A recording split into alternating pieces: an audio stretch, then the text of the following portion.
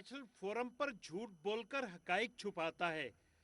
कश्मीर पर अक़वाम मुत्तहिदा में किए गए अपने वादे को फरसूदा और लग़व करार देता है। झूठी बात है कि हमारी सरकार ने प्लेबिसाइट प्रॉमिस की थी, वो तो जवाहरलाल नेहरू ने प्रॉमिस की थी। जिनको प्लेबिसाइट चाहिए वो जवाहरलाल नेहरू से जाकर बात करें। कश्मीर में कत्लो गारत गरी में लाखों शोहदा के आदादो शुमार मौजूद हैं। बेनाम कब्रें इस अम्र का बय्यन सबूत हैं, लेकिन भारत हमेशा इन हकाइक पर भी पर्दा डालता है। पैलेट गनों से बीनाई छीनी जा रही है। नौजवानों को तो छोड़िए, कई मासूम बच्चे बच्चियों की आंखें जाया कर दी गई हैं। भारत इस पर भी अक़वाम मुत्तहिदा में ये झूठ घड़ चुका है कि ये बच्चे बच्चियां कश्मीर के नहीं हैं। पाकिस्तान पर सर्जिकल स्ट्राइक का ड्रामा रचाया गया और हकाइक का ऐसा कत्ल किया गया कि दहशतगर्दी के कैंप में 300 से जायद दहशतगर्द मार डाले गए हैं। पाकिस्तान के दुनिया भर को हकाइक दिखाए जाने के बाद भी सच नहीं बोला गया।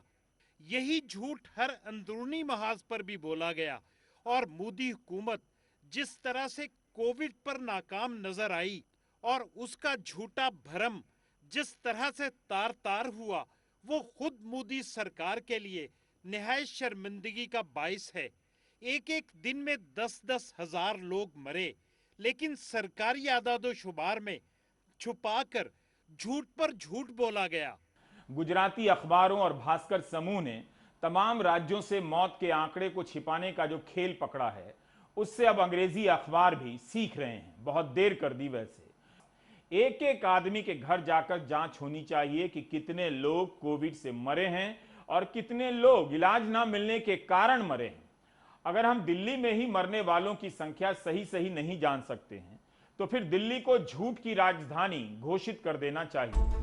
मेरी राय में झूठ की इस जीत पर सेंट्रल विस्ता प्रोजेक्ट के बीच में पिस्ता का बाग लगे और बाग के बीच दुनिया में कहीं से भी दिखने वाला एक ऊंचा सा खंभा बने, जिसके भीतर लिफ्ट लगी हो, ताकि टॉप पर पहुंचने के बाद लोगों को यह भी पढ़ने के लिए मिले कि जब भारत में सबके सामने कोविड से लाखों लोग मर गए, तब सरकारों ने संख्या हजारों में बताई।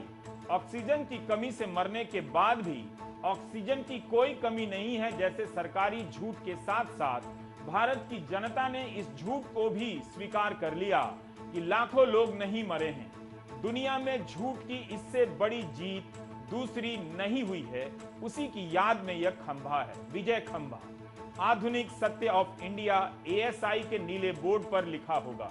इसे देखने दुनिया भर से सैलानी आएंगे और झूठ के इस खंभे से डॉलर में कमाई होगी।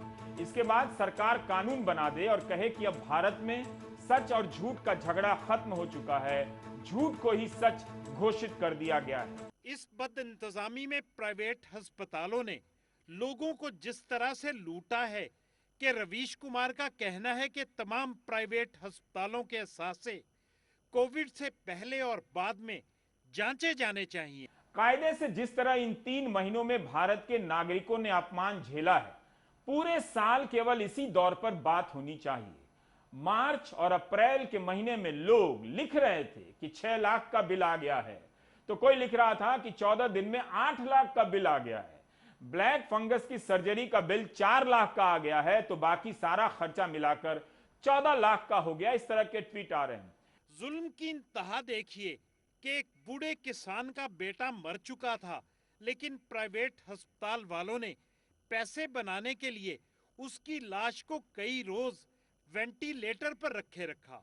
अजीत सिंह का आरोप है कि दरभंगा के पारस ग्लोबल अस्पताल ने मरने के बाद भी बेटे को जीवित बताकर दवा और उपचार का खर्चा दिखा दिया है। अजीत कुमार सिंह ने दरभंगा जिलाधिकारी के यहां शिकायत की। जांच के बाद जिलाधिकारी ने पाया कि अजीत सिंह की बात सही है। मरीज की मौत के बाद भी बिल बनाया गया है। बिना किसी लक्षण के रेमडेसिविर दे दिया गया है। ऐसी दवाओं का बिल लिया गया है जिनका रिकॉर्ड अस्पताल के पास ही नहीं है। 3 दिन वेंटिलेटर पर रखा गया और पैसे लिए गए 9 दिन के। रियासत मां की तरह होती है, लेकिन अगर रियासत की तमाम तवज्जो हिंदुत्व एजेंडे पर मरकूज होगी तो भारत का यही इमेज दुनिया के सामने आएगा कि भारत की तमाम आलम में जग हंसाई हो रही हो और भारत कश्मीरी कौम की शनाख्त छीनने के बाद उन्हें जिंदा रहने के हक से भी महरूम करने पर तुला बैठा हो। सच है कि नफरत के व्यापारी हर मुहाज पर नाकाम रहते हैं।